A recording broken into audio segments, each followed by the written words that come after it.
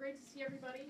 Katie and Joni will not join us. Dave is unfortunately, this is like a bad initiation, but the Pike, I guess, has a closure and he's a little bit stuck, so he will join us. We have a pretty straightforward agenda today. Looking forward to this discussion. We're going to start with an overview of Governor Baker's proposed FY19 budget for the department. And really the plan is just to get that update and overview. I think the one item of note is this carry forward of FY18 surplus funds, currently projected to be about 18.6 million. We talked about it last week at Fiscal and Oversight, and I can say more about that. But the idea is that the surplus would do well to address the gap in funding that the 12-month authorization would produce otherwise. So that's the plan. I think on the fiscal side, the other note is that many of you probably heard that it sounds like there is an increase in funding at the federal level for CCDBG, so we'll continue to hear about that as more developments come. The second item is around the annual report to the Massachusetts legislature, which is our just sort of an annual process where Kathleen will walk us through the highlights and the top line, and we'll both have any questions of ours answered, but we'll also vote on it so that it can be submitted per se. And then finally, we will return to the adoption and placement regulations. They were put out for comment, public comment after our November meeting. It sounds like the public comment produced some well-justified changes, that it was a good period and process, but nothing substantial or material. So we'll just return to those and hear from Andrew and Kelly on those, and that will be our final agenda item. So there are no comments from the secretary, so I will turn to the commissioner. Good afternoon, Chair, members of the board, and members of the public. Happy day before Valentine's Day. I have a handful of items that I wanted to provide updates on, and I think I can do it relatively quickly. The first item that I wanted to mention is that when we had voted to put out the adoption and placement regulations around the same time, if not at the same meeting, we had put out the background record check regulations as well. The public comment period for the background record check regulations has ended. We received I would say a not insubstantial amount of public comment, particularly in the 11th hour of the public comment period. I guess we all operate on deadlines, and not surprisingly, we got a fair amount of input in the final stages. We're currently processing through that feedback, and we'll provide the board with an update as far as the timeline for when we'll be bringing back the regulations as we would propose them for your considerations to be adopted and promulgated. It's possible that they may come back next month in the March meeting, but it would likely be sometime over the next couple of months in order for us to stay on track with both our requirements under the Child Care Development Block Grant, but also our efforts to align these regulations with the background record check IT system, which is on a parallel development with these regulations. Most of the feedback that we received was from the residential community, so we'll have more details about what we've received and what our thoughts are and our recommendations are to the board based on our analysis. But I just wanted to make sure that you're aware that they're still under assessment, and we'll be bringing them back to you as soon as we're ready to do so. So that is, in fact, item number one. The second item I wanted to mention to you does relate to another of our significant IT projects, which is the Licensing, Education, and Analytics Database, which is the new IT system that we've developed to replace the licensing manager. This system, in its ultimate form, is going to allow us an end-to-end system to manage all of our licensing work, including our investigatory work. And so that system is about to go through next month a really important implementation phase, phase 3, which is what will bring online much of the provider portal and allow providers to engage the agency through that new IT system. That rollout is scheduled for March 21st. There is a challenging but very well thought out plan for how we'll be able to execute on that, and I just wanted to make sure that the board and the public is aware that we're moving forward with that piece of work. it's exciting stuff for us. This is a much-needed system. It's going to provide us with not only a higher level of functionality for processes, but it's also going to allow us a much more robust system for data collection within our licensing work. So this is not an unimportant event in the agency's ongoing efforts to improve our activities. I also wanted to let you know in the area of operations, and this will be called out within Kathleen's report, but I think it's worth recognizing separately. Our teacher qualifications unit has done a spectacular job in recent months of digging into a backlog of applications for teacher certification at EEC. This backlog at its peak was close to a 5-month turnaround period. We are presently down to about 10 days in turning around applications. It's been an excellent effort, which has been overseen by Alicia Syrian-Wells, but I really want to credit the TQ team for the work that they put in to make this possible. There's been a business redesign element to this. We have other ideas, by the way, of how we might be able to continue to make even more progress than what we've seen.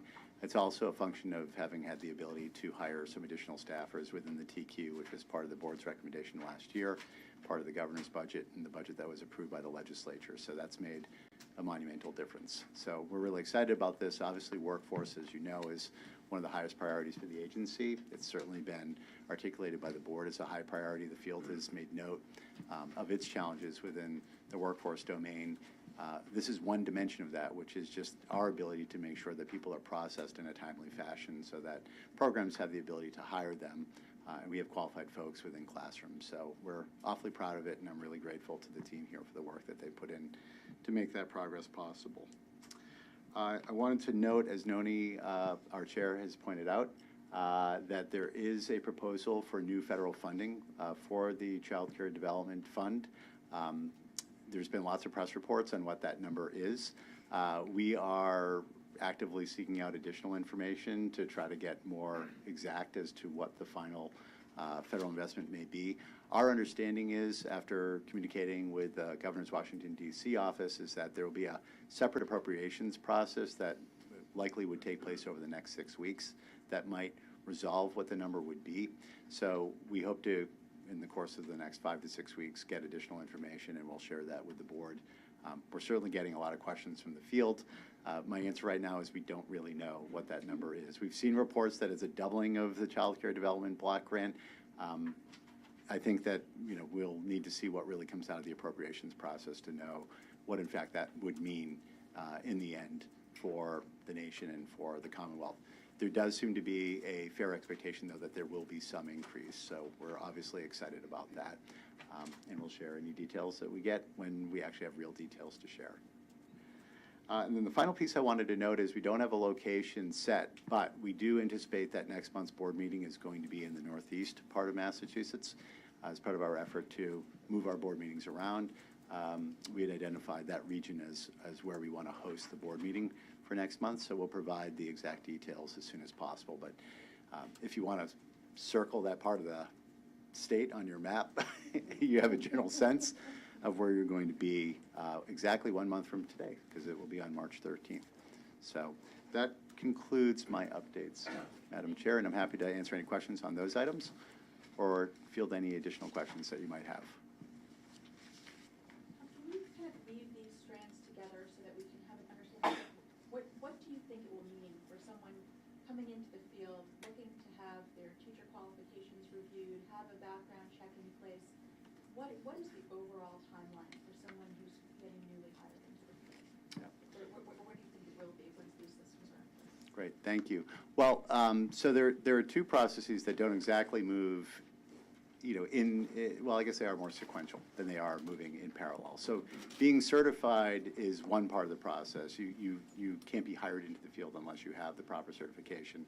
That process, we had aimed to get it down to below 2 weeks. We're really excited that that's where we are today, and we really do see the capability of being able to maybe even manage that to a better place. So as folks are engaging us within the teacher qualifications process, that's a big step forward. I want to note, actually, where our biggest remaining hang-up is because the existing process is still rather manual. We don't have a good online filter for applications, so there are a lot of incomplete applications that we receive. About 30% of our applications for the teacher qualifications unit are not complete in the first instance that they're submitted. And actually, there's some repetition in incomplete submissions, so there's an ability for us to make progress there. A separate feature of it that you asked about, Joan, is about the background record check piece. Based on our current processing, when we have a clean hit for folks, that's within the current pool of folks that are applying. And there are some changes under CCDBG because there's going to be a broader set of folks that are coming through our background record check system. But with the existing information we have, about 85% of individuals move through our BRC process without a hit. In those cases, we anticipate that the turnaround time will be several days, which is going to be a significant improvement over where we are today. So the IT system has the ability to automate those instances in which we have clean hits. The review process for those that do have hits will require additional time. The federal requirement is that we process those in 45 days or less. As a practical matter, we'd like to make sure that it's not going to be that long. However, there's going to be a large volume of applicants. So we're still looking, I think, at several weeks of process time at a minimum at this stage, and we're going to continue to monitor that, and we'll continue to report to the board and the public. But in those instances in which there's going to need to be a further review, it's still going to be a process that's going to take some weeks. We're working to see whether or not we can refine that further as well. There might be subsets of folks that some reviews may go more quickly than others. But that's the kind of turnaround times that we're looking at right now. I think we're obviously very excited about that 85% and the ability to move those much more quickly than we're presently able to do. Is that helpful? Yeah, very helpful. Great. Thank you.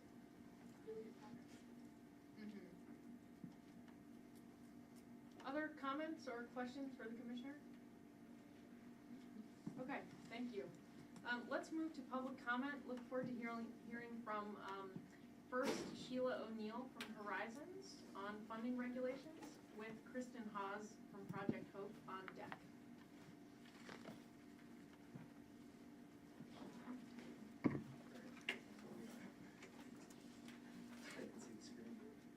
Thank you so much for the opportunity to speak today. As you said, I'm Sheila O'Neill. I'm the Executive Director at Horizons for Homeless Children. I want to start by thanking you all for your hard work, as well as the leadership and staff at EEC for all they've done to develop the set of proposed regulations in response to the Child Care Development Block Grants reauthorization of the Child Development Fund. We've spent a good deal of time reviewing the information presented at the last board meeting and are encouraged by the emphasis placed in the proposed regulations supporting the need for continuity of services for children and families, the affordability of parent co-pays, and the acknowledgement of homelessness as an improved service need for our families. These are important steps in the direction of making the system truly supportive of families in Massachusetts who are working hard to achieve stability. We also want to share a few of our initial concerns regarding the proposed regulations, with the understanding that we will provide a more in-depth explanation of these issues and their potential impact on the families we all serve and the field during the formal public comment period. Number one is homelessness as a service need will be limited to 1 year. We're very concerned about that. As well as the logistics of the case-by-case approval system of a parent with special needs. The structure of the new absence policy and how the exemption process will look for children with qualifying severe chronic illnesses that warrant justifiable absences, as well as the severity of sanctions proposed for both parents and providers relative to the collection of parent fees. As I mentioned, we hope to hear more from the department as this process moves along in response to these concerns, and welcome the opportunity to continue to partner with EEC to ensure the smoothest implementation possible for this updated regulations. Thank you so much. Thank you. Kristen Haas from Project Hope. Mark Schaefer on deck from Page Academy. Hi, I'm Kristen Haas. I'm the Data and Policy Coordinator at an organization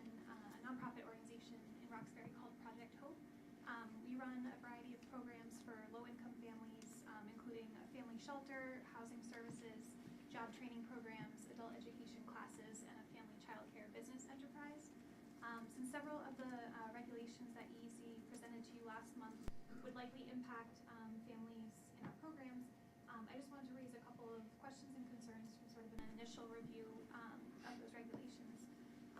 First, while I was pleased to see the federal mandate to utilize the McKinney-Vento definition of homelessness, I'm worried about how EEC maybe is responding to that mandate. I saw in the PowerPoint presentation from last month, it says, given the expanded population that would qualify, EEC will only allow the use of that service need meeting homelessness for 1 year. I'm assuming, that EEC initially started allowing homelessness as a service need out of a recognition that homeless families are under extreme stress and pressure. In order to remain eligible for EA shelter like the one we have, families have to meet the obligations of their rehousing plan, which typically includes meeting regularly with the shelter staff, attending house meetings and workshops, and of course searching for permanent housing. As you can imagine, this doesn't always leave enough time or mental bandwidth to pursue employment or education, and many families remain homeless after 1 year, and searching for housing continues to be their priority.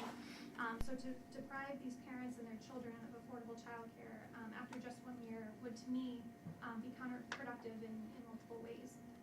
We're also concerned about the potential limiting of high school equivalency programs as a service need to 1 year. In our high-set prep program, we often have students who come to us at a 5th or 6th grade reading level. It takes a great deal of time to help prepare those students for the high set, and even once they're ready, it can take students longer than a year to pass all 5 of the high set exams, particularly if they have a learning disability and or are dealing with mental health issues, DCF involvement, housing instability, and so forth. So I just wanted to highlight those 2 proposed regulations in particular as ones that we have some questions and concerns about, but I definitely look forward to staying engaged during the more formal public comment period. Great, thank you. Mark Schaefer from the Page Academy Parents Organization, with Sarah Levy et al. On deck from GBOS.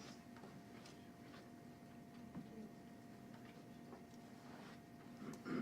I appreciate the opportunity to address the board of the EEC. I'm here with Chandel Harris. We're co-founders of the parent organization at Page Academy, a private, community-based infant through elementary school, 48 years old this year in Roxbury. And I'd like to read this letter addressed to the board and members of EEC. This was a letter dated February 9th. So we are writing to express our concern about recent sanctions by the Department of Early Education and Care imposed on Page Academy, 2628 and 40 Highland Ave, Roxbury, and to ask that you take action to support this key 48-year-old Roxbury institution so it can continue to grow and flourish. Page Academy is a safe, supportive, and unique educational haven for youth in Roxbury and beyond. It plays an essential role in our lives and the lives of our children. As parents of Page Academy, and you'll see we only had a day or 2 to get signatures, but we have 60 parent signatures, including 4 PhDs, 3 MAs, and 1 Harvard Fellow, so there's a good deal of education in the parents. As parents, we ask that the EEC grant a full license to this institution so that they continue providing a welcoming and enriching learning environment for the young people and families of our community. Page Academy is a special place with an extraordinary 48-year-old history. It is a remarkable school that offers farm-like grounds that gives our children a sanctuary in the city, music from opera to West African, dance and yoga classes, nutritious meals, advanced STEM classes to older students, and much more. For over 4 decades and counting, Page Academy has been a jewel in Roxbury's cap and a critical educational institution for Boston families. Thanks to the founders' dedication to providing the community with a nurturing, culturally resonant, and excellent education. Each day when we bring our children to Page, we are greeted by knowledgeable and attentive staff, many of whom have worked at the school for years. Our children thrive with Page teachers with whom they are able to form lasting and trusting relationships. We know that Page Academy is not perfect. What school is? but we also know it to be an institution of deep integrity and deep caring for the education, the safety, and the physical and emotional well-being of its students. We understand there have been citations against Page and that the school has worked to correct them. We fully support Page Academy and ask that you reinstate its full license. If Page Academy were to be shut down, it would be a damaging and irreparable blow to our community and the lives of our children who rely on this loving and attentive school. We ask you to work with the school to ensure that it continues and thrives.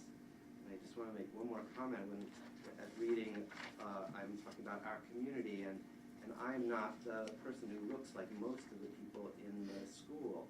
Most of the parents are low to middle income and struggle to get their children to the school. It's a critical institution in Roxbury and Boston, and we hope that you will do everything you can to work with the school to support it so it can thrive. Thank you. Sarah Levy and others from the Greater Boston Legal Service.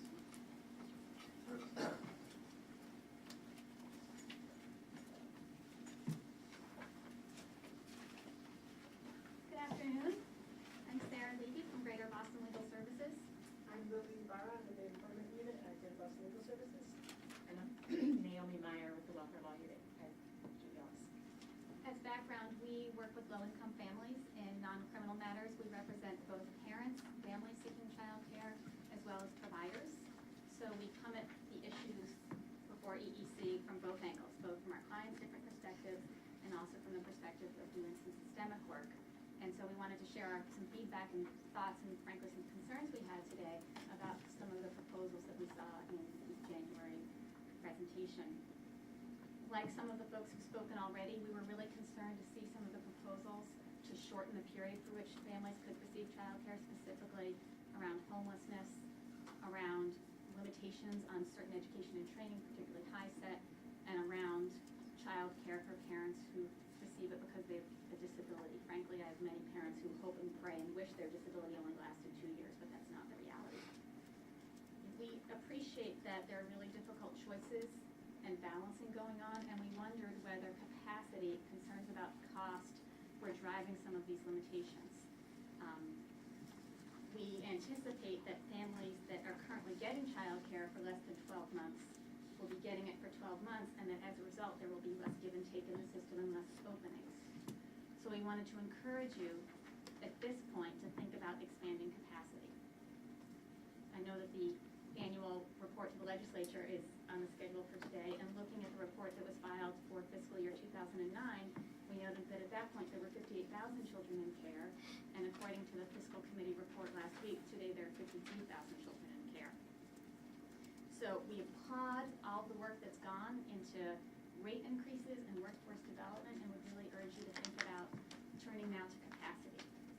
We have many kind of what I call white knuckle Friday afternoons, where we're working with families that are transitioning to work or to an education opportunity, if only we can help them find the care for Monday. And I call them white knuckle Friday afternoons because by 2 o'clock sometimes we don't know if we're going to pull off getting the care and finding an appropriate placement for them. The second issue we wanted to share with you was concern about the proposal to have a look-back period at the time of redetermination at 12 months and to consider additional reporting requirements.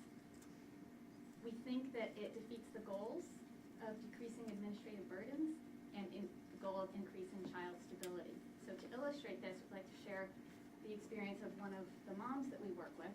She moved from a very unstable restaurant job to a more stable receptionist job. And when it was time for her reassessment for her child care subsidy, she gave documentation about the new job, but as you won't be surprised to know, the old employer wasn't so keen or prompt about getting her documentation that she was no longer at that job. I think the CC&R wanted to know to determine fees, I'm not totally sure. She couldn't get it in time and she lost her voucher. We worry that scenarios like this are all too common when there are complicated proofs of things, and particularly proofs of the negative. We think that such requirements really are against the intent and the spirit of the Child Care Development Block Grant, and some of them we actually think violate the federal regulations for what may be required and what may not be required, so we'd really urge you to look at that.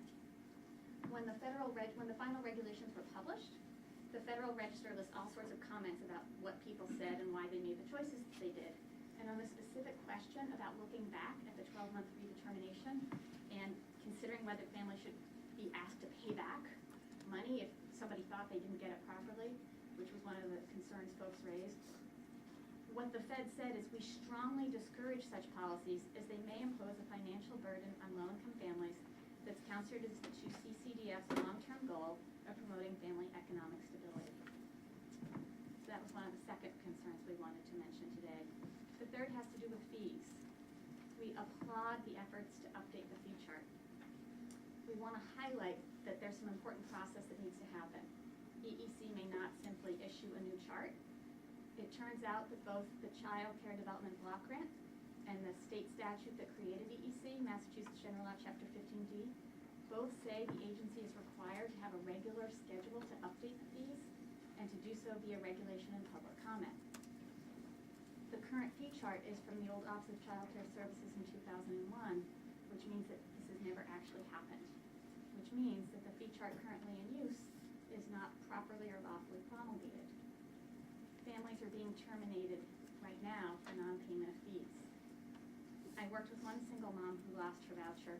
She had just gone through her eligibility review, and she had documented that she had $330 a month to support her and her 2 boys. Not surprisingly, she'd fallen behind in her fees, and she was required to pay $247.50 in 2 weeks or lose her voucher. She lost her voucher, she lost her job.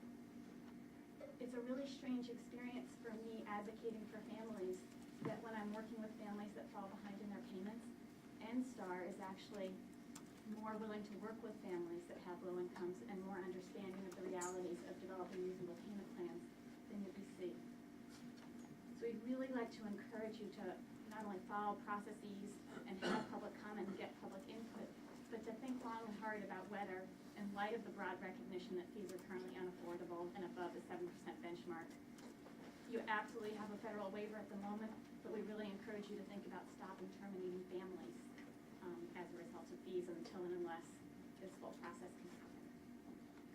The last issue we wanted to highlight for today is the proposed change around the absence policy.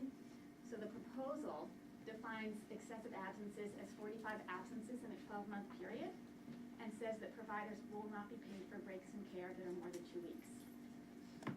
CCDBG not only doesn't require this, it encourages full payment for up to 60 absences in a year. Why would it be a good choice not to pay providers when the law allows us to? We would like to encourage more providers to accept subsidies, not fewer. The agency, this board, has worked so hard to improve rates. We'd hate to see that work undercut by policies that end up taking money away from providers, which is the result that we're hearing from providers today. Those are some of the big brushstrokes based on the information available. We really would love to work with you and the department to make sure that the promise and the opportunity candidates by CCDBG is used to the full extent possible. Thanks for your work and your attention. Thank you. And certainly, this is the beginning of the conversation in the CCDBG ad hoc, and we're just in the beginning stages of that work and conversation, and we will think through some of these specific issues, obviously are on the table, but also ways to connect with folks who have to gain input. Thank you. Thank you very much.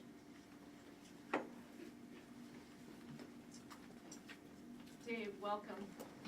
Sorry about your trip. Moving to routine business, we have 2 sets of minutes. One takes us back to December to the Cape, where and the next is January.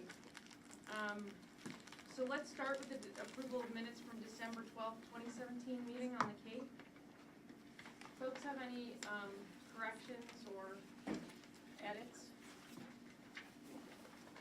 I didn't see any myself. Mary.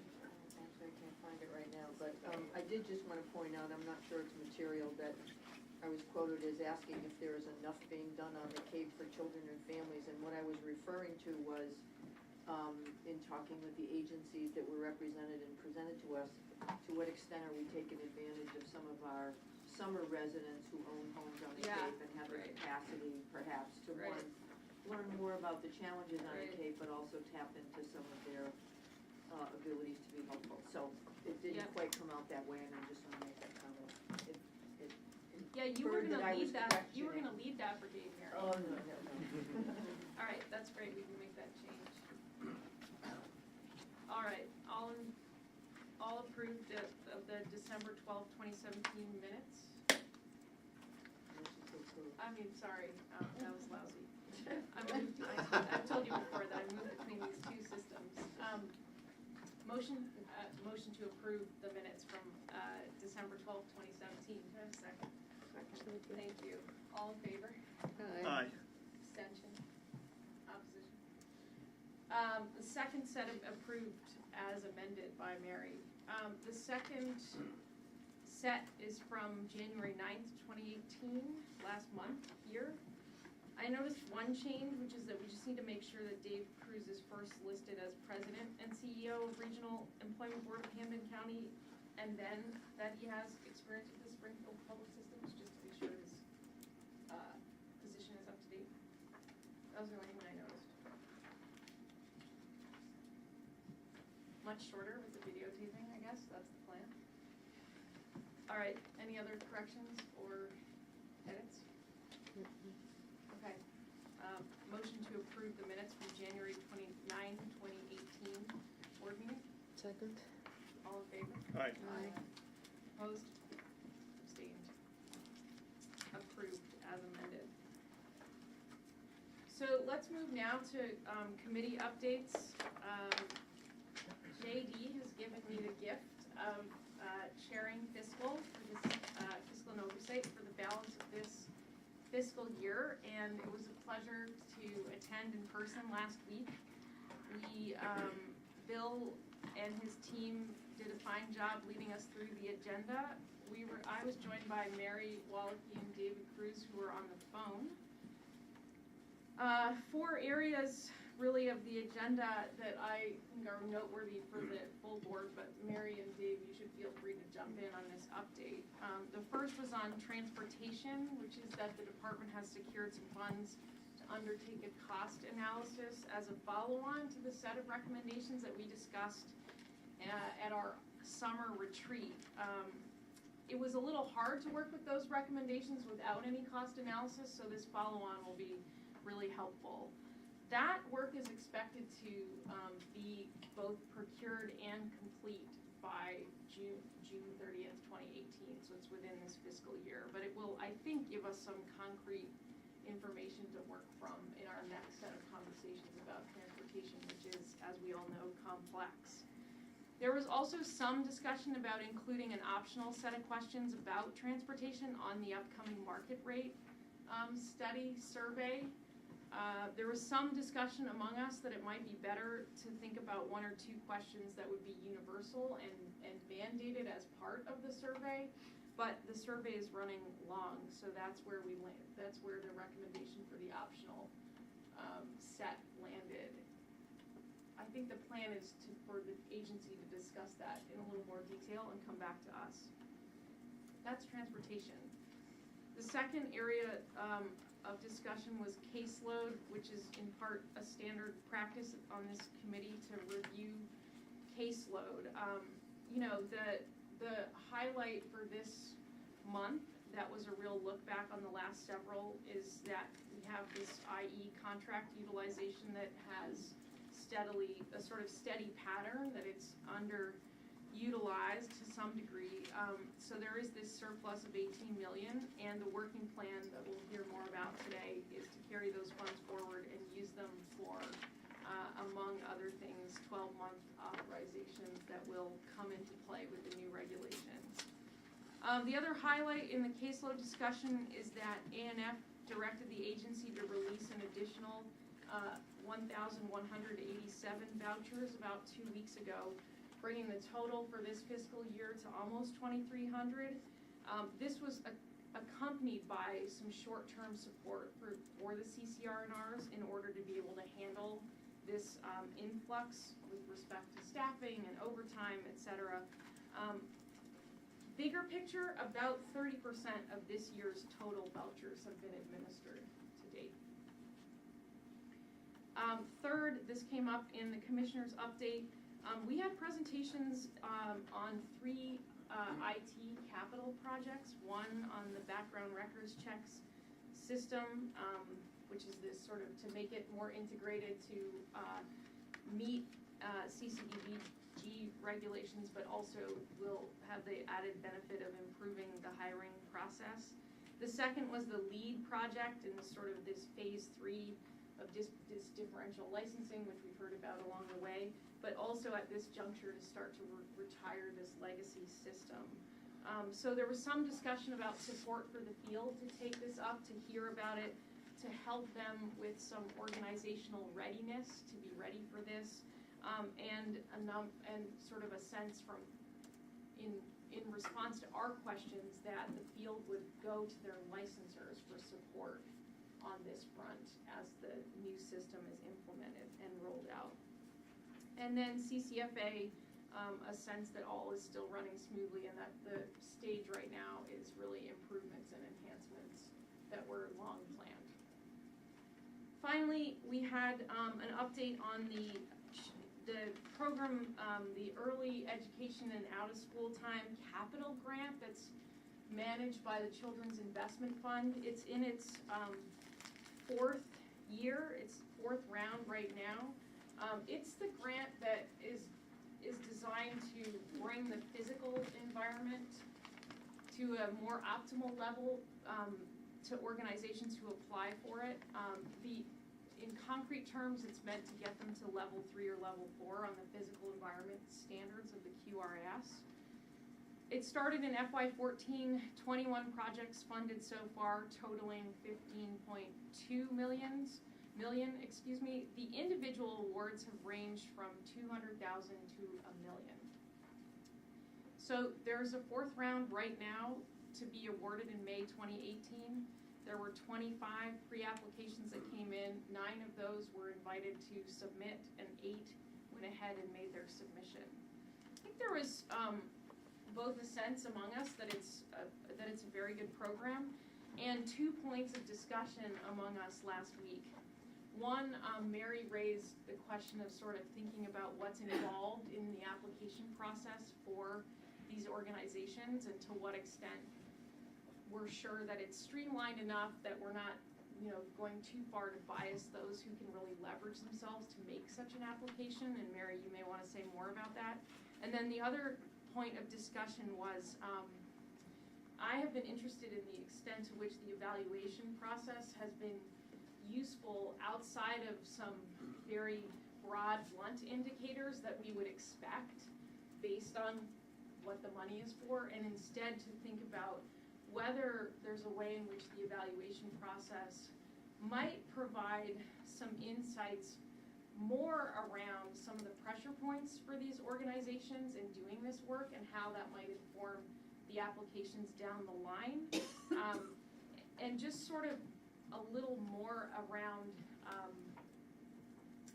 this as a formative exercise in many ways, which is what it sounds to be by the time they do this planning, do a pre-application, post-application, who is it that's invited and who's awarded? What are we learning about organizations that are undertaking these grants, which are on the one hand going to get us to these outcomes that we're looking for, but what about the process along the way? So those were the 4 big buckets. Mary and Dave, you may want to add to the discussion, review. No, I think that was great. I think you did a great job. No additions. Okay, thanks. And thanks to Bill and his team for leading the meeting. It was a great chance to just hear about some of the operational side of things. We just had a CCDF ad hoc meeting the hour preceding this. Allison, did you want to provide the board with any comments about that? Sure. The commissioner shared with us a proposed tool to help us track the actions taken and the regulation changes, so that we'll have a good sense of what's done, what's on track, and if there are actions that are concerning. We're gonna add to that some information about relative cost in dollars, time, and collaboration opportunities with those activities. We talked about the consumer information changes as having sort of the most to be done, to be thought about. We talked about that for some time, and talked about the opportunity to leverage different opportunities for joint policy work across different agencies in the state. Great. Any comments or questions at this point? All right, so we'll move into our items for discussion and action, starting with a presentation of Governor Baker's proposed FY19 budget for the department that Bill will lead us. Bill will lead us.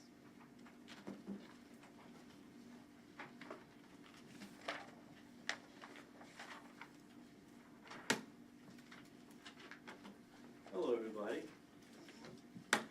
Well, on this, the eve of both Ash Wednesday and Valentine's Day, I had to decide which theme I would make an analogy to for the budget. Would it be prayer, repentance, and sacrifice?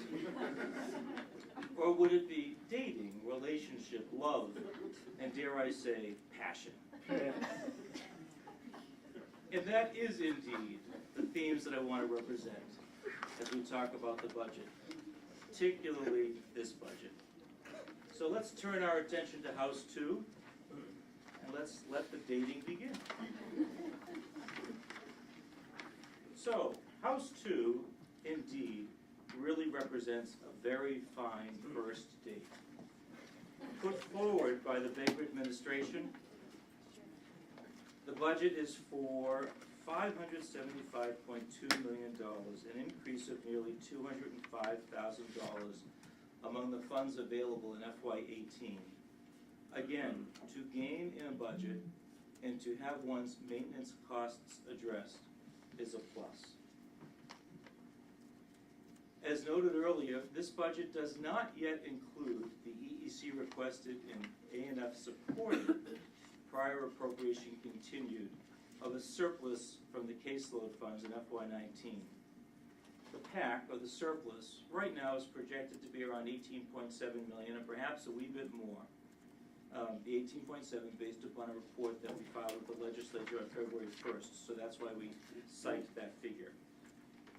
The PAC, or the surplus, is an essential part of our plan and must be taken into consideration as we move forward in our relationship with this budget. Assuming that the PAC is in fact part of what we will have as a final budget, the total amount available in FY18 represents about a 3.2% increase over FY18. This chart is the chart with which you've grown familiar, and it represents on the left-hand side of the chart all the different appropriations which we receive. The first column, or perhaps the third column, the first column with numbers, is the amount of money available to us at FY18 without earmarks. We've removed the earmarks so that we're on equal ground comparing where we go from here. And so that's really rather essential as we do that. So what we can see is the House 2 recommendation. And in the column addressed projected FY18 PAC, we show presently the presumed breakdown of the funds, the surplus, in both the supportive care account and in the caseload account, represented at about $18.7 million. Final column is the governor's recommendation plus the PAC. And the penultimate column represents the total increase for the year. So with the PAC, about $18.7 million additional funds in the FY19 budget. So let's take that down as this date moves on and you want to get to know people just a little bit more. What the admin budget represents. What we're representing in our admin budget this year is about a $231,000 increase. Now, the increase is really targeted primarily to the increase in wages that are presumed through agreements, and also the leases that we will be experiencing in the course of the next year. The Worcester office, the lease expires June 30th. We've just received 8 bids, and we will be reviewing those bids for selection for there will be a rent increase. And then in FY19, the Taunton office bid is up, and we will be doing the same process as well. So we build into the budget the presumed cost for those increases. And you can see in the pie charts below that largely what we're representing in the increase is in fact to pay for the leases. About 92% of the increase is going to pay for the leases. In the quality improvements account, we see an increase of about $110,000. Again, this will largely pay for increased salaries because many staff, the quality staff, are paid for through this account. Significantly, right now, the absence of earmarks in this budget, specifically the $2 million set aside for direct grants, gives us more opportunity, greater flexibility in this budget to reflect perhaps some of the agency mission, which of course we will absolutely embrace. Particularly, if you look below, among the things that we're looking at in this budget, and is supported by you in our priority categories for the FY19 budget, additional support for the legal unit and for the background records check unit. Here comes the passion, folks. Here's the caseload account. This is the account which really represents the main piece, the significant, huge amount of funding in the budget and where we are. If you look at the caseload accounts, we're up at about an increase of about $33 million. This includes the possibility of the surplus funds. It also addresses additional costs absorbed in the budget. And among those costs, and please do focus on this and take some pride in what the board has done, the 5 things that are being annualized in next year's budget, which have all happened in recent months. The annualization of the 6% rate increase to all providers in FY18. The annualization of the additional 2% rate increase to the center-based providers, which was just released and retroactive to July 1st. Supporting the 3.93% rate increase to family child care providers effective July 1st, negotiated as part of the collective bargaining agreement. Maintaining the infant toddler rates at the 50th percentile awarded at the end of FY17. And the annualization, as the board chair addressed, of the 2,292 vouchers released in the past few months. That truly is significant and is wonderful, frankly, in the caseload accounts. And so those 5 bullets are represented in the annualization as we go forward. But again, as the last bullet points out, it is, we are dependent next year upon those surplus funds and receiving it back. Now, at every date, there's a little bit of the same old. And so here we are. These appropriations represent level funding going into FY19. But they're there. These are things that are important to our mission. They're represented. It's all part of the governor's budget, supported at where we were in FY18. Will there be a second date? You bet. The House Ways and Means budget will be released in mid-April. We'll engage in reviewing that strongly, and then shortly after that, of course, is the Senate Ways and Means budget. So we look forward to continuing to engage in the budget process with EOE, with ANF, and with the legislature as we move the mission of EEC forward. Any questions on this fine budget? Questions for Bill? Yes.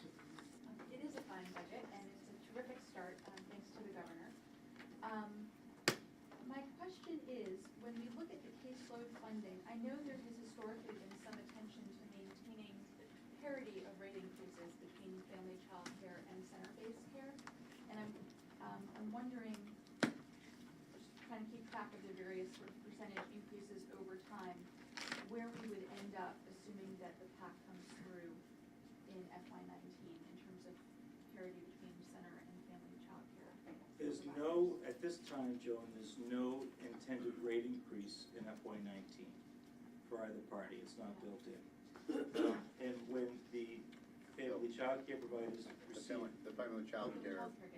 The family, yes, increase I'm sorry, an additional rate increase. So that line item isn't there as an increase for this year, so the family child care providers do get 3.93%. And that will give them a little bit of an edge on center base.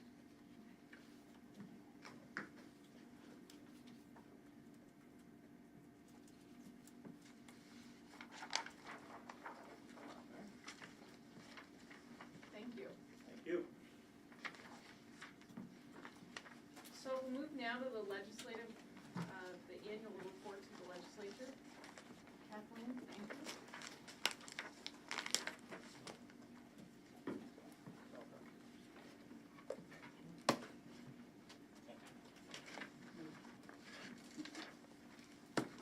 Hello, Madam Chair, Mr. Secretary, Commissioner, members of the board. You don't have to do the Valentine's Day thing. I wasn't planning to. In fact, there may be a request. Not to. Even though I have more basis to do it with the last name Hart. And members of the board, I'm Kathleen Hart, Director of Communications and External Affairs for the department, and I'm here to present the 2017 annual report. So, as you know, every year we are required to complete a report on our programs and services, and we must submit this report to the legislature, the Secretaries of Administration and Finance, Education, and Health and Human Services. And the report is due in February every year and covers the previous calendar year. So for the 2017 annual report that I'm presenting to you today covers the period from January through December 2017. And the annual report is really an opportunity for us to provide a comprehensive summary for policymakers, stakeholders, and the public on the important work that EEC does every day in service to children and families of the Commonwealth. And I just want to take a moment here to thank my colleagues for their contributions and assistance with providing much of the information that's in the report. And as the graphic says, together everyone achieves more. Go team. So EEC's enabling statute at Mass General Law, Chapter 15D, prescribes several areas that the annual report must cover. These include progress towards providing universal early education and care for preschool-age children, estimates on preschool suspensions and expulsions, child behavioral health needs, and workforce support, including professional development resources, data on certifications and professional qualifications registry, and on scholarships. Annual report framework. So this is the outline of how the report is organized. The bulk of the report is an update on all of our work, both the areas that we must report on under the law and other new or existing initiatives, and how our work in calendar year 2017 supports the directions of our 2014 to 2019 strategic plan. And I would just point out here that under appendices in the data section, there is detailed data on licensing complaints and enforcement actions, licensed programs, capacity and visits, caseload, subsidy appeals, waitlist, and our early childhood mental health program. So the framework for the report, progress in 2017. So in this report, you'll see our progress and accomplishments in each of the 4 areas of our strategic plan, which are described in detail on the next slide. So the strategic directions in our strategic plan are as follows. Strategic direction number 1, EEC will help children be ready to enter the K-12 education system, and will help families support their children's overall development across multiple domains. Strategic direction number 2, our programs support the high-quality education and healthy development of children and their success as school members and citizens. Strategic direction number 3, the workforce is professionally prepared, adequately compensated, and diverse. And strategic direction number 4, the department and board will provide the leadership, direction, and resources to meet EEC's mission with integrity, transparency, and accountability to the public.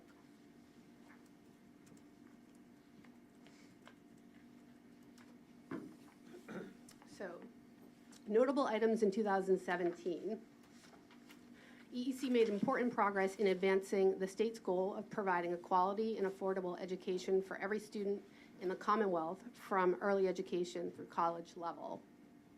Our notable achievements in calendar year 2017 include, but are not limited to, increasing the reimbursement rates for child care programs, expanding access to child care vouchers for low-income families, which Chair Lasso just recently mentioned, initiating the process of extending the eligibility period for child care subsidies to 12 months, initiating improvements to our adoption and placement regulations and our background record check regulations, and you'll be taking a vote on the adoption and placement regulations after this presentation, and a second year of positive child outcome findings from our preschool expansion grant program. As you know, in 2017, we made a concerted effort to stabilize the early education and care system through investments, targeted investments in workforce development and program quality initiatives. And as always, looking ahead, we will continue striving to deliver the most comprehensive and effective early education and care system in the nation.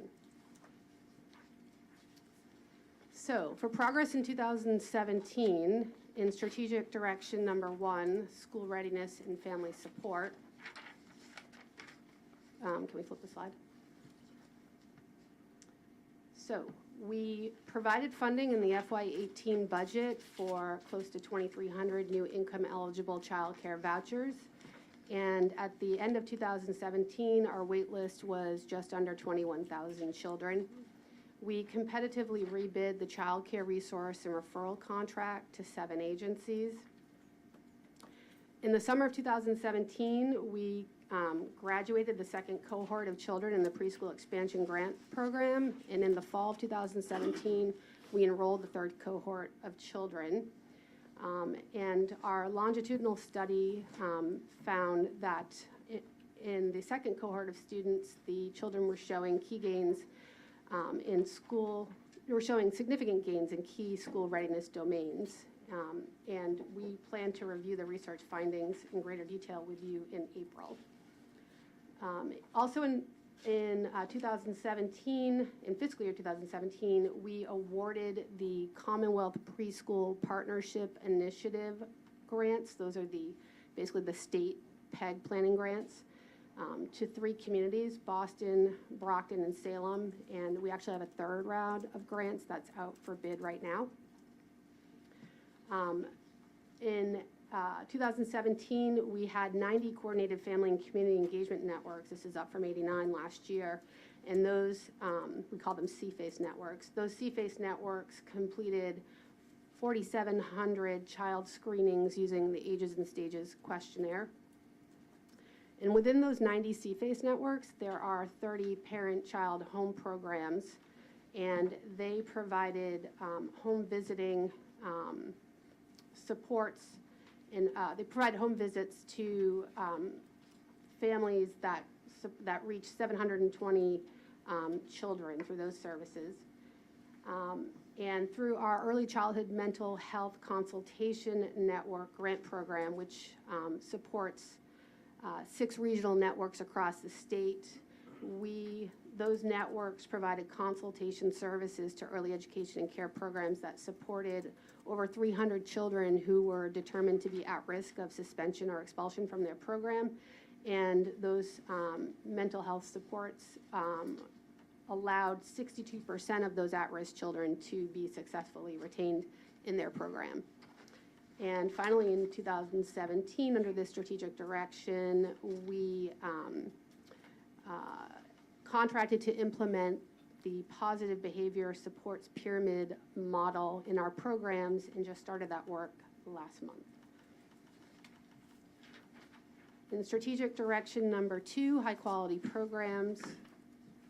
In 2017, we began the implementation of differential licensing for all our program types, and we conducted 8,600 licensing visits that were reported into our lead data system.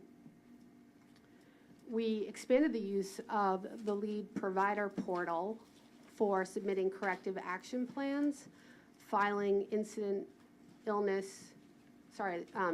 injury or physical restraint reports. We processed 80,000 individual background record check applications and ran 350,000 separate checks.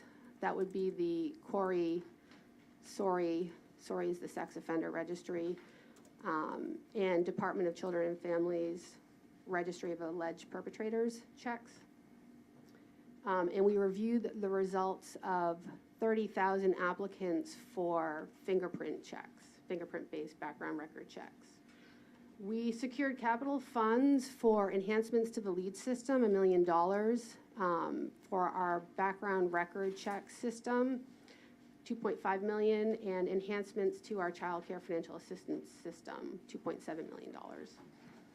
We awarded a third round of early education and out-of-school time facilities improvement grants, $4.1 million, to 6 agencies, and those grants supported improved program settings for 500 children. And overall, in the EEOST grant program, in 3 years, we've made 21 awards totaling $15 million. We awarded $5.7 million in universal pre-K grants to 138 programs that combined had 458 classrooms that were served by the grant, and reaching 7,000 children in those classrooms and programs. At the end of 2017, we had 5,239 programs that had a final rating in our quality rating and improvement system, and 1,769 of those programs were rated at the higher levels, which are levels 2, 3, or 4. In 2017, we began developing a suite of foundational knowledge trainings that will align with our licensing requirements and QRS requirements. And we continued our work on the birth through 3rd grade advisory group. And that group partnered with the early literacy expert panel on areas including developmental screening, workforce development, and integration of state data systems. And I forgot to mention when I was talking about the EOST facility grants that the awards for FY17 were announced at an event at the Worcester Comprehensive Center in Webster, which was one of the grant recipients, and we had an event with the Lieutenant Governor, Secretary Pizer, Commissioner Weber, and Congressman McGovern to make the formal announcement of those grant awards. Strategic direction number 3, workforce development. In 2017, we raised rates for child care providers who provide subsidized care for children by 3.6% in FY17 for all programs. Also in FY17, specifically in April 2017, we increased the reimbursement rate for providers who serve infants and toddlers to the median market rate for the region. And in FY18, we raised rates by 6% for all programs, and then we provide an additional 2% for center-based programs and for the Family Child Care Systems Administration rate. As the Commissioner mentioned in his comments, we've staffed up the teacher qualifications unit, basically doubled the number of staff in that unit. We now have 4 FTE, and in 2017, they processed over 12,000 teacher certification applications, and at the end of 2017 had reduced the average processing time for those applications from 91 days to 42 days, and at present their processing time is now an average of 8 days. We added 15,000 records to our professional qualifications registry, so up from 100,000 at the end of 2016. So we now have about 115,000 records in the system. We approved 503 educators for an early childhood educator scholarship, which provides up to 6 college credits in the fall and 6 college credits in the spring semester. That's the scholarship that we administer in partnership with the Department of Higher Education.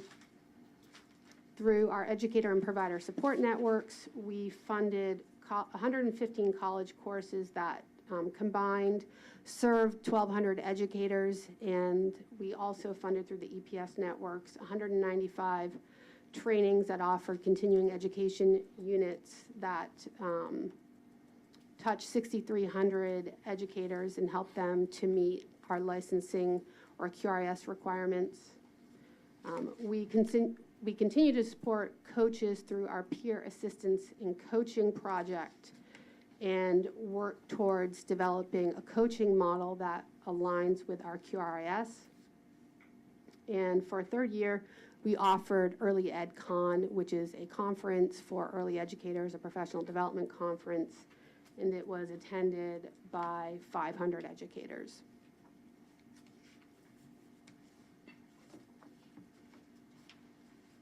So in the last strategic direction number 4, leadership, resources, and accountability.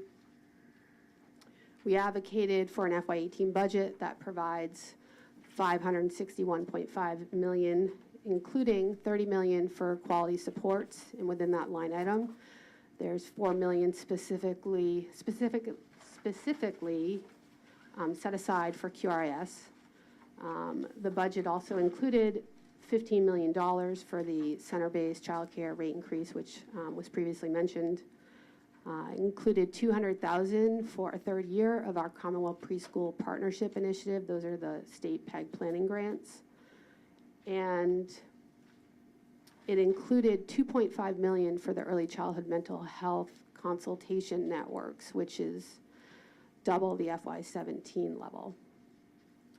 We added 21 new staff to improve our support for EEC's mission in the field, including 2 residential and placement licensors and 5 new investigators, which doubles our investigations unit staff. We also received funding from the Boston Foundation and the Barr Foundation to hire a data analyst. We completed a study of subsidized childcare transportation and shared the consultant's findings from this study and recommendations with the board. We undertook 174 new licensing enforcement actions, which is up from 139 in 2016. We proposed regulatory changes on our adoption and placement, regulations to reflect best practices, on our background record checks to meet child care development block grant requirements and to also reflect best practices. And finally, we grew our Twitter base to nearly 4,000 followers. So, next steps and timeline. So if you approve what I've just presented to you, you will hopefully vote to submit the report to the legislature and the secretariats, which we will do by February 15th, and then we will post the report online as we do every year. That concludes my presentation. If you have any questions, please let me know. Questions for Kathleen?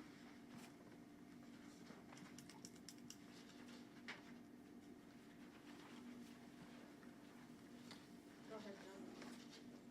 Hi, Kathleen. Hi, Joan. This report gets a little bit better every year. It's nice to see the evolution, and there's a lot of really good news to report. Did you notice that it gets shorter too? Down from 200 pages a while ago. Which is great. I had a few, I think, very small suggestions for consideration. One is because the enabling statute and reporting requirements do emphasize the importance of pre-K and pre-K expansion, to maybe do a little bit more to highlight some of the work going on around PEG. The other is that where you're talking about the EEOST facility grants, one important piece of data that's missing that I think argues strongly in favor of this investment is the fact that it really positions people in the organizations in the field to leverage private side dollars. Right. And we neglect to highlight the private dollars leveraged as a result of the public investment.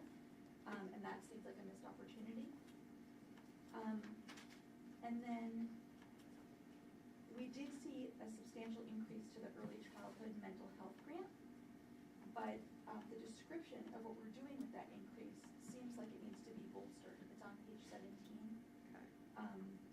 It currently indicates that there's 1.25 million in state funding that will be used to provide 3 additional professional development and coaching opportunities.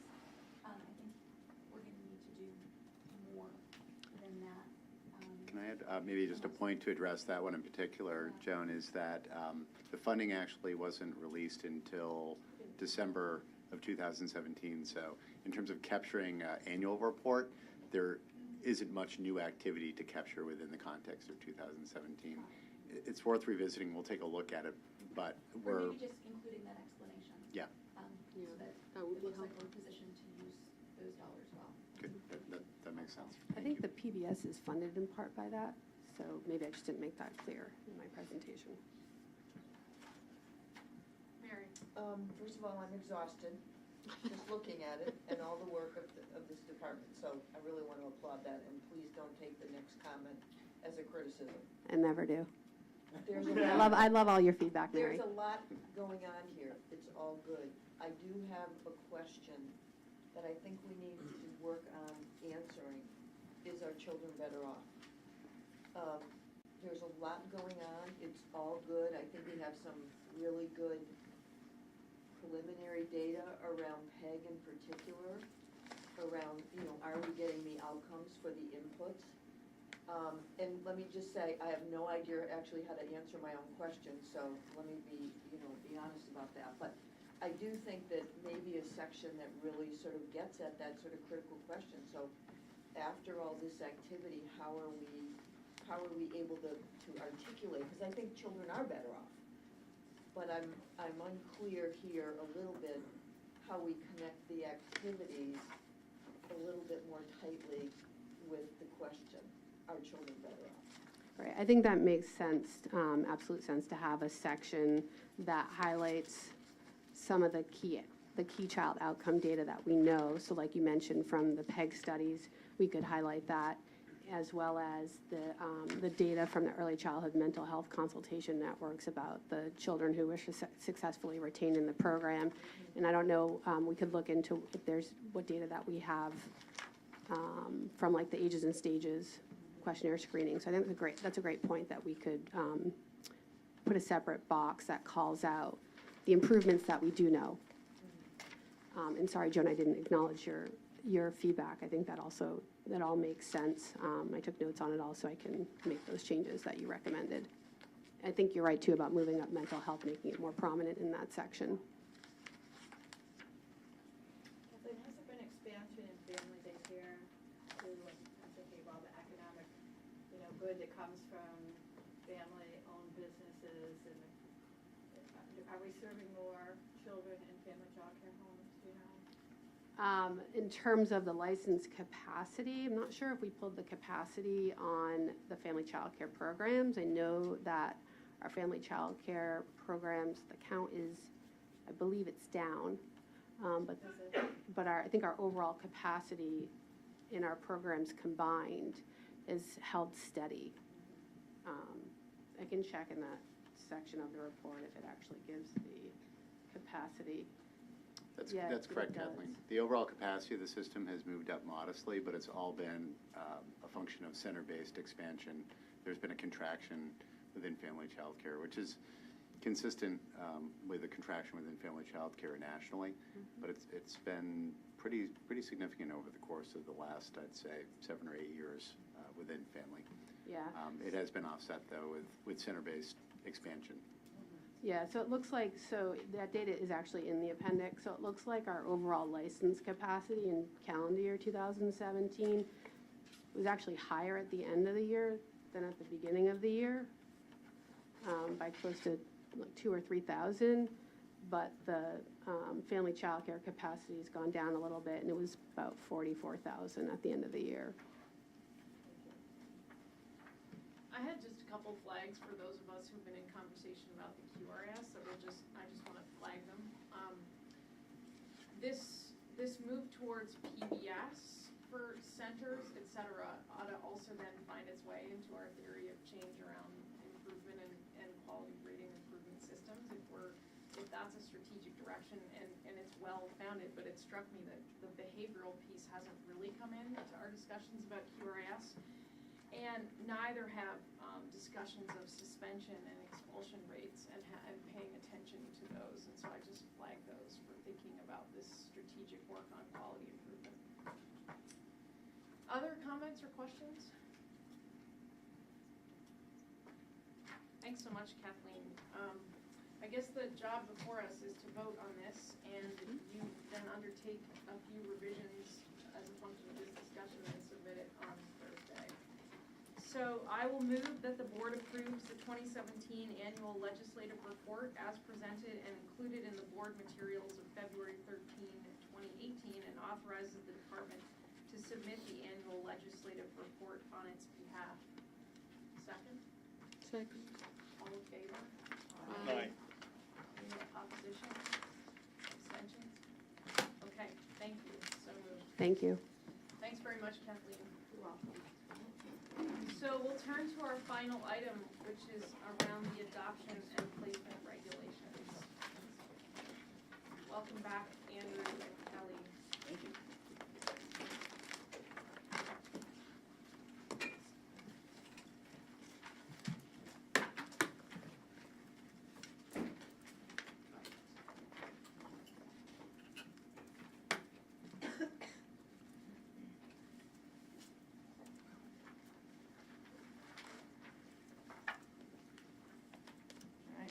Good afternoon, Secretary Pizer, Chair Lasso, members of the board, Commissioner Weber, members of the department, and members of the public.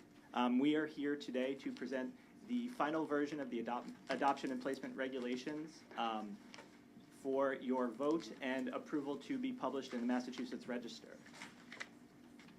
So, real quick, my name is Andrew Epic, as you know, because I've been here a couple times. Kelly Buckley alongside of me. We've both been working on this project for quite some time, and we're really excited to bring the final changes to the board for a final vote to publish. And the purpose of today's presentation is going to be to present kind of the highlights of public comment and testimony we received since the regulations went out for public comment. We received some really positive feedback and some good comments that we incorporated in the final version that will provide a relatively high-level overview and some of our responses.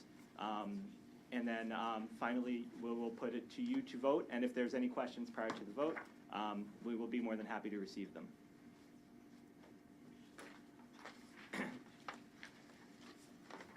So we scheduled our public hearing for January 25th, 2018. It was held in Worcester in our regional office from 10:30 a.m. to 1:30 p.m. We did use most of the time. We had a pretty solid turnout. More than a dozen individuals took the time out to come speak to us and provide their feedback, as well as had some questions for us that we were able to answer about the regulations writ large. So we were really pleased to see such a good turnout in the middle of the day in Worcester. In addition, we received a couple written pieces of public comment that we also reviewed thoroughly and incorporated recommended changes into the regulations. And we did review, our legal and licensing team reviewed every piece of comment we received. So we met to go over everything, decide what changes we needed to make in this version of the regulations, which ones, if we didn't make a change, we wanted to make sure we knew why we didn't make a change, also weighing into account that some changes would require more level of scrutiny than others. So some relatively small, grammatical suggestions and some maybe larger suggestions. So we looked at everything. So we're going to just go over some of those comments here. I'll pass it over to Kelly for a couple of them, and then I'll take over at the end. So one of the comments that we received, multiple comments, was against the prohibition on adoption, matching, sharing of information, and pre-placement agreements with the birth family prior to the third trimester. The prior regulations were silent on this issue, and we actually felt like this was a reasonable request, and we decided to change to the second trimester. This will still allow expectant parents to engage in birth parent counseling, not feel pressured early on to make a decision, and to less adoption plans falling through. We also received multiple comments regarding the retention and the digitization of records. We are actually in the process of drafting a policy on record-keeping requirements in conjunction with the state and federal laws and with the Department of Children and Families to make sure that we are aligned with that. We also received a comment that advised against requiring the 2 visits during the home study. EEC decided to retain the requirement for 2 visits to the home during a home study assessment. We feel strongly that more than 1 visit is necessary. Many providers were actually fine with this, and this also aligns with the DCF requirements of having at least 2 visits in the home. So now the EEC regs and DCF regs will also be aligned. Was there a rationale for that comment? Yeah. We know what. It was I believe it was a smaller agency who. Oh, I see. Right. Yeah. Just a resource Yes. issue. Got it. Thank you. Yes.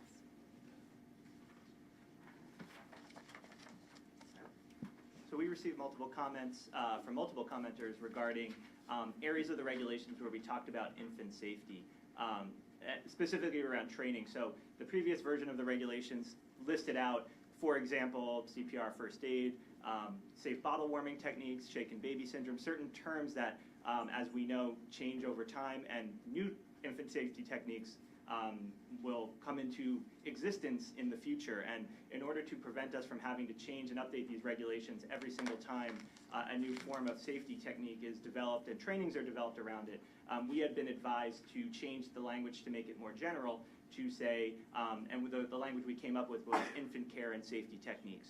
So areas of the regulations that previously attempted to list out what they were, we decided to strike that and include that general term with the goal of introducing policy afterwards to develop what those infant care and safety techniques are and allow them to be changeable over time as infant care and safety techniques improve over time. So one of the things that we, current challenge with regulations is, hopefully when we enact these, that they will be in place for some time and that we don't have to go back to change little things every time. So there are certain aspects that we received in public comment overall that we felt like we could deal with in policy that's much more flexible to the community and much more flexible to us being able to make those changes. So this is a perfect example of that. We received a comment about requesting clarification on the length of time agencies were required to provide post-placement services. Our response to that comment was that there is no specific limit on the amount of time that families can request post-placement services from an agency. However, the regulations do make clear that the agency specifically does not have to provide every single service, but can actually refer individuals out for those services, with understanding that after a placement, foster care placement or an adoption placement, services may not necessarily be needed for many years, but that the individual family should be able to have a place to go, at least at first, to seek out services. So it clarifies that there is no specific amount of time. However, those services can be provided by referral. And we do require that agencies track when services are requested and referred out, so that we can, in our licensing studies, determine how many requests agencies are getting for post-placement services and whether those services were referred out or provided by themselves. So that's a quick follow-up question on that. Mm-hmm. What about cost considerations in terms of actually providing the service and what cost to the clients?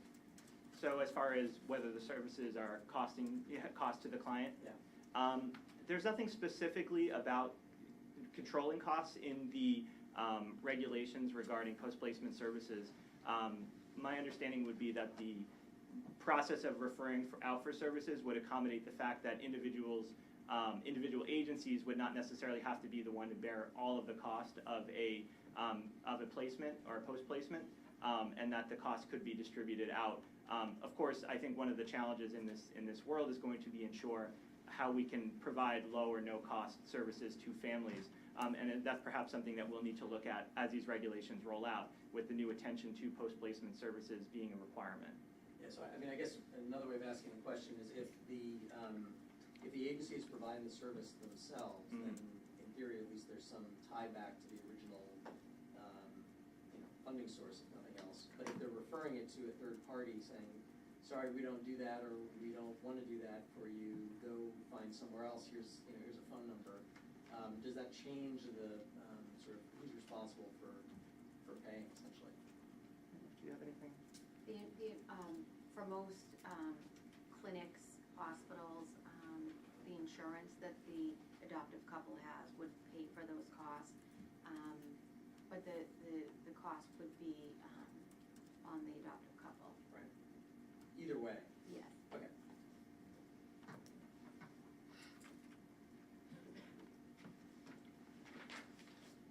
At the public hearing, we received a couple comments about the term home study and how that actual phrase is a bit outdated to some degree. Some commenters felt strongly about that, and others felt that while terminology changes, the term home study is still important to maintain some degree of semblance of that term because other states may still refer to that term if there's an interstate adoption or placement, that they may be, another agency out of state may be looking for the home study, and if we say it's something else, then they may say, no, we're looking for the home study. Really the crux around this is that home study is more than just the home visit, but it's the holistic assessment of the placement. So we decided to kind of try to accommodate both sides and start calling it a home study assessment, and we do that in the regulations. So anywhere that referred to a home study, we changed the language to home study assessment in order to maintain that integrity of the term that is widely used, but also acknowledge that it's more than just the specific visits to the home or the visits with the family.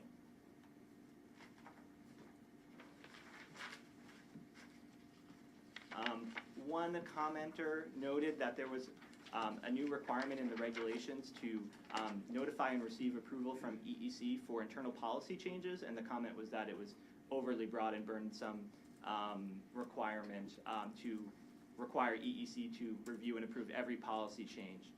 Our response was that that was not our intent in the regulations. The intent was to review and approve any what we would refer to as substantial change to their internal policies and programs. And really what that means is programs and policies that they require EEC approval during the licensing process. If they want to change midstream, they would still need to receive EEC review and approval, but not for what we would say lesser policy changes, whether they have internal policies surrounding whether it's staffing issues or there's probably a number of different items that could fall into that. I think programs were just concerned that they couldn't move at all without notifying EEC for a lot of items, when that was never really the intent. What we're really looking for here is, are you changing the group that you're serving? Are you changing for international adoption? Are you opening in a new country? These are the kinds of things that we would like to know about. So there was some clarity that we provided by requiring substantial changes to be notified, to be provided notice to EEC.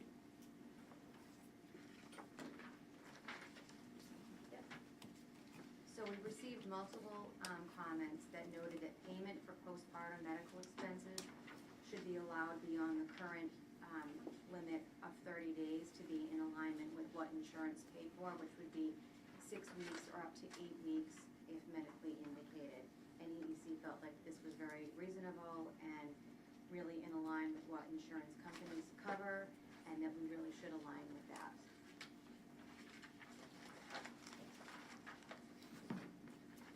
We added a slide here at the end just to acknowledge the fact that we received from CPCS, Committee for Public Counsel Services, pretty thorough review of our regulations. We reviewed, they provided about, I think it was 24 pages of kind of comments and some feedback. We reviewed all of it and thought a lot of it was really good, but we noted that some of the comments really pertain to how EEC and DCF's regulations interact, and maybe it's more policy changes on our end or potential regulation changes on DCF's end. So to that end, we have begun the conversation with DCF after we received that public comment about how we can incorporate some of their comments in the future going forward, whether it's policy development or whether we need to do, DCF needs to do some regulation changes of their own. But we really appreciated the comments they received. We incorporated what we could, and just wanted to acknowledge the fact that we did appreciate the extensive review that they conducted, and that we look forward to working with them and DCF as a trio in incorporating many of their really strong suggestions writ large, and we note that many of those changes are positive and aspirational to the degree that they would require some communication with DCF.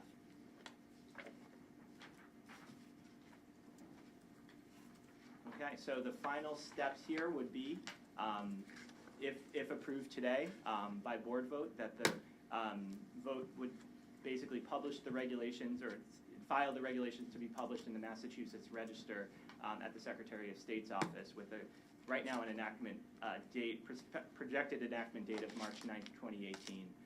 And we do look forward to working with programs. Many programs are obviously very aware that this change has happened, and we're vitally important in developing these changes.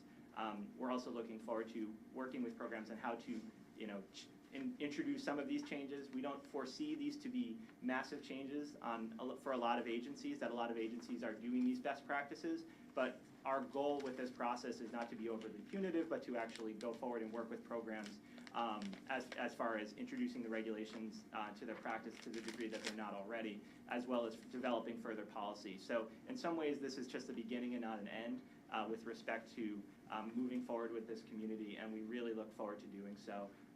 As noted in previous presentations, this has been, I think what we're looking at a now 10-year process of when this started to where we're at today. So it's not that we drop off the face of the earth after this, but we look forward to continuing to develop vital policies and introduce these regulations to the field, who I think is fair to say is actively anticipating them at this point.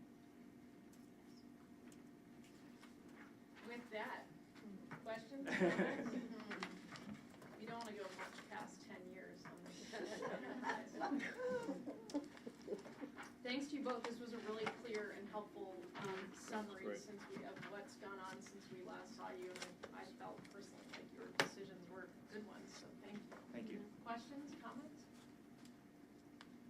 Okay, sit tight for a very lengthy motion. I move that the Board of Early Education and Care, in accordance with General Law C-15D-3, hereby approves 606 CMR 5, the proposed regulations as amended by review of public comment governing the standards for the licensure or approval of agencies offering child placement and adoption services. In addition, the board also authorizes the Commissioner of the Department of Early Education and Care to file the proposed regulations as amended by review of public comment and subject to review and comment from the Joint Committee on Education with the Secretary of the Commonwealth for publication in the Massachusetts Register as 606 CMR 5 in accordance with General Law C-30A. Second? Second. All in favor? Aye. No. Thank you.